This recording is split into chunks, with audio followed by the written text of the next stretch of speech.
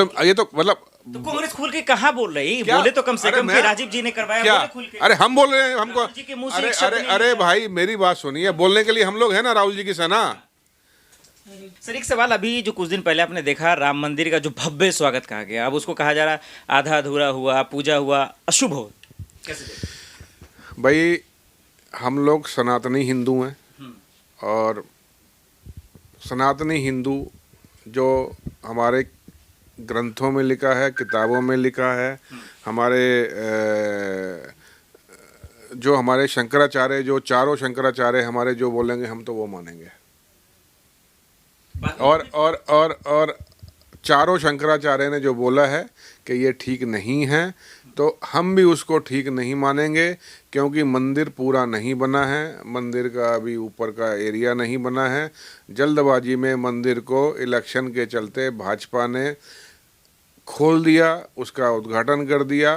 तो हम शंकराचार्य के साथ हैं, हम इतना कहना चाहेंगे बस। तो शंकराचार्य का बात कर लीजिए या साधु संत की बात कर लीजिए, फिर बाद में वही मोदी जी की तारीफ करने लगे कि भाई बहुत अच्छा किया उन्होंने। मोदी जी की तारीफ, आप उनकी बातों को, जो उन्होंने क्या बोला, उन्होंने जो मैंने भी सुना जो उन्होंने बोला है, उन्होंने उस दिन से एक एक आदमी का नाम लिया है जो जो मंदिर खोलने में और मंदिर को आज तक बनवाने में साथ रहा। उस श्रृंखला में मोदी का भी नाम है, उस श्रृंखला में नेहरू जी का भी नाम था, नरसिम्हा राव जी का भी नाम था, सबके नाम लिए थे ना। आप उसी की बात कर रहे हैं ना। तो फिर आपने खाली मोदी का नाम क्यों लिया? नहीं, मैं ये समझना चाह रहा हूँ क्योंकि भाई मैं आपसे समझना चाह रहा हूँ। नहीं, मेरे से कैसे मैं तो मेरे मन में सवाल है। नहीं, मेरी बात तो गलत नहीं है। आप वही प्रश्न पूछ रहे हैं ना जो उन्होंने सबके नाम लिए, कि मंदिर बनाने में शुरू से आज तक किस किस ने योगदान दिया। एक मोदी का भी योगदान आ गया। कोर्ट का आदेश था, कोर्ट ने खुलवाया, मंदिर चालू करवाया है। आपने कोर्ट का तो नहीं पूछा मुझसे, आपने नेहरू जी का तो नहीं पूछा, आपने राजीव जी का तो नहीं पूछा, सॉरी नेहरू जी ने राजीव जी का, कि ताला उन्होंने खुलवाया था।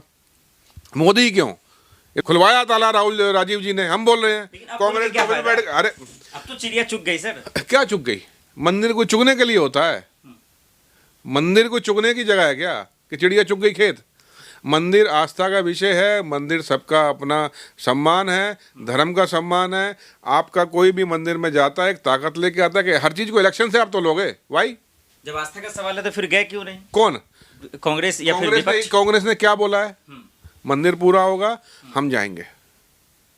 किसने बोला नहीं जाएंगे? कौन बोला? खड़गे जी ने खुद। क्या बोला? खड़गे जी ने ये बोला मैं नहीं जाऊंगा? नहीं, उन्होंने कहा कि जो इनविटेशन आया। आप बातों को मत घुमाइए। ना ना ना ना ना, खड़गे जी ने ये बोला कि मंदिर नहीं जाऊंगा मैं, या किसी ने बोला कि हम मंदिर नहीं जाएंगे? मतलब आप क्या कह रहे हैं कि वो भाजपाई संघी कच्छाधारी जो हर टाइम गद्दार रहे, अंग्रेजों के दोस्त रहे, सारा देश आज तक बर्बाद करके रखा है, वो जो बोलेंगे हम मानेंगे? भाई एक चिट्ठी भिजवा देंगे और हम चले जाएंगे वहां कूदते हुए। क्यों भाई? तो ये आधा अधूरा आप क्यों नहीं गए मंदिर? आधा अधूरा आप क्यों नहीं गए? सर हमारे जाने ना जाने से कोई मतलब, हम तो जाके भी सवाल आपसे ही पूछेंगे। अच्छा, हाँ। आधे अधूरे मंदिर की वजह से आप लोग नहीं गए, या फिर मोदी जी भव्य स्वागत कर रहे थे जी नहीं, जी नहीं, मोदी जी के स्वागत करने या नहीं करने से कुछ नहीं होना है। जो करना था 22 तारीख को कर लिया है, उसके बाद से सब कुछ वो शांत है मामला। उन्होंने जो उसको एक एडवर्टीजमेंट का रूप देना था वो दे दिया, जितना करना था कर लिया। अब मोदी जी के पास जनता के बीच बोलने के लिए अब कुछ नहीं बचा है, ऐसे के अलावा कुछ नहीं। कुछ नहीं है। बोलिए क्या? आप बोलिए क्या है? कह रहे हैं कि भाई मैंने राशन दिलवा दिया, रोजगार दिलवा दिया, महंगाई कम कर दिया, देश में अच्छे दिन आ गए। देखिए अच्छे दिन देश के तो ये आ गए कि 80 करोड़ लोगों को राशन दे रहे हैं, भुखमरी पे डाल दिया है। शर्म आनी चाहिए निकम्मे भाजपाइयों को, निकम्मे संघियों को। मैं शब्द यूज कर रहा हूँ निकम्मे। काट मत देना प्लीज, बाकी सारा मेरा इंटरव्यू काट देना। ये मैं पहले चलाऊंगा, टेंशन मत लीजिए। ठीक है? हाँ। उसके बाद सुनिए, 80 करोड़ लोगों को आप आज वर्ल्ड में जो हंगर इंडेक्स है, आप जिस दिन से आए और उस दिन से आज तक हम हंगर इंडेक्स में पीछे होते जा रहे हो। आपको शर्म आनी चाहिए मोदी जी, भाजपा के मंत्रियों, संघियों, आपको शर्म आनी चाहिए। आप भुखमरी में पाकिस्तान से पीछे हो, बांग्लादेश से भी पीछे जा चुके हो। निकम्मो, मैं निकम्मा बोल रहा हूँ, झूठे। आप सुनिए, रुकिए। 3 राज्यों में चुनाव हार गए तो मतलब सब कुछ इनके हवाले कर दें क्या? हम बात करनी छोड़ दें, लोगों की भुखमरी की बात करनी छोड़ दें, मजदूरों की बात करनी छोड़ दें, नौकरियों की, रोजगार की बात करनी छोड़ दें, जो महिलाओं का बलात्कार हो रहा है बात करनी छोड़ दें? आप ये कहना चाह रहे हैं? नहीं, मैं ये नहीं कह रहा। हाँ। मैं कह रहा उस पर कीजिए, लेकिन बीजेपी ये कह रही, उनके मंत्री कह रहे भाई कांग्रेस को ईवीएम के अलावा कुछ है ही नहीं, वो बार बार हारती है, ईवीएम पे आ जाते हैं। कौन बोला? सारे मुद्दों में ईवीएम एक मुद्दा और जुड़ गया उसमें। ईवीएम एक उसमें नया एडिशन हुआ है। ये तो अब समझ में आ रही है ना चीज़ें कि ये पहले ही सब चीज़ों को कैसे बोल देते हैं। अब की बार 200-250 पार, अब की बार 272 पार, अब की बार 300 पार। अरे हो क्या रहा है ये? अच्छा, हम ईवीएम में क्या बोल रहे हैं? आप ईवीएम से इलेक्शन कराना चाहते हो, करा दो। एक खाली आप पहली बात तो कह रहे हैं कि आप इलेक्शन को पुराने तरीके से कराओ, पूरे वर्ल्ड में उसी पे आ रहा है। एक प्रयोग करना था, कर लिया। अब आपकी विपक्षी पार्टियां जिनके पास तकरीबन 70% वोट है वो कह रही हैं हम ईवीएम से नहीं चाहते। सम्मान करो। चलो, उसके बाद भी आप ईवीएम से चाहते हो तो जो आपकी एक पर्ची निकलती है, आपने वहाँ पे काला शीशा लगाया हुआ, उसे सफ़ेद कर दो। वो तो हो सकता है कि वो भी नहीं हो सकता। मेरा वोट है, मेरा अधिकार है और मुझे उस पर संशय है, जनता को संशय है कि बेईमानी हो रही है। उसको उसको तो पूछती है ना कि क्या अभी उनके राज्य में तो ईवीएम से चुनाव नहीं हो रहा, 14 से पहले भी तो ईवीएम से। अरे अरे आपसे मैंने अभी क्या बोला? आप तो मेरी बात को दोबारा पकड़ रहे हैं।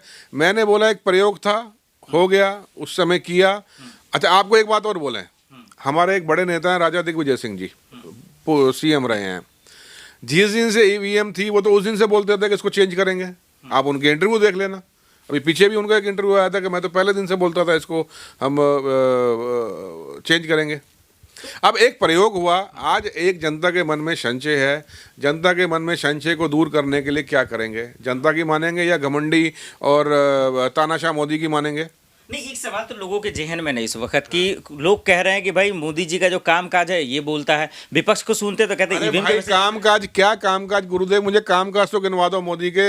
उसने ट्रेन की टिकटें महंगी करवा दी मोदी ने। सुनना, कामकाज मैं गिनवाता हूँ आपको। ट्रेन में बुजुर्गों की यात्रा जो फ्री चलती थी कांग्रेस टाइम में, खत्म करवा दी आपके मोदी साहब ने। सड़क पे अगर आप चलते हो आज, टोल टैक्स ₹2.25 किलोमीटर से ₹3 किलोमीटर के बीच टोल टैक्स हो गया। ₹2.25 किलोमीटर मतलब आप ये वाला हाईवे चलोगे, 2.5 से ₹3 का टोल टैक्स जो एक्सप्रेस हाईवे बना है बॉम्बे वाला, ठीक है। उसके बाद पेट्रोल कांग्रेस के टाइम में जो ₹60 था, आज बड़ी मेहरबानी से 95 रुपये पेट्रोल मिलता है। सिलेंडर 1000 पार कर दिया है। 80 करोड़ लोगों को बेचारों को रोजगार, बेचारों को भूखा मार दिया। उनको अब राशन दे के उनको पाल रहे हो। दुनिया भर के हरियाणा में हजारों स्कूल बंद कर दिए, सरकारी स्कूल। मैं अभी 3 दिन से किसी काम से यहाँ के हॉस्पिटलों में घूम रहा हूँ, मैं कुछ मरीजों को लेके। RML में और लेडी हार्डिंग में दवाइयाँ नहीं है बॉस। केंद्र सरकार के हॉस्पिटल हैं। मैं यहाँ से बोल रहा हूँ। आप कह रहे हो मोदी जी काम कर रहे हैं। भाई हमें तो 5 काम 3 काम कुछ गिनवा तो दो मोदी जी करके आ रहे हैं बर्बादी के अलावा। एक आखिरी सवाल, जब इतनी चुनौती है, आप इतनी नाकामी किनारे, 24 में मोदी जी को लेकर क्या हो? 24 में मोदी जी हटेंगे। मोदी जी हटेंगे। फिर उनके सपनों का क्या हो? कौन से सपने?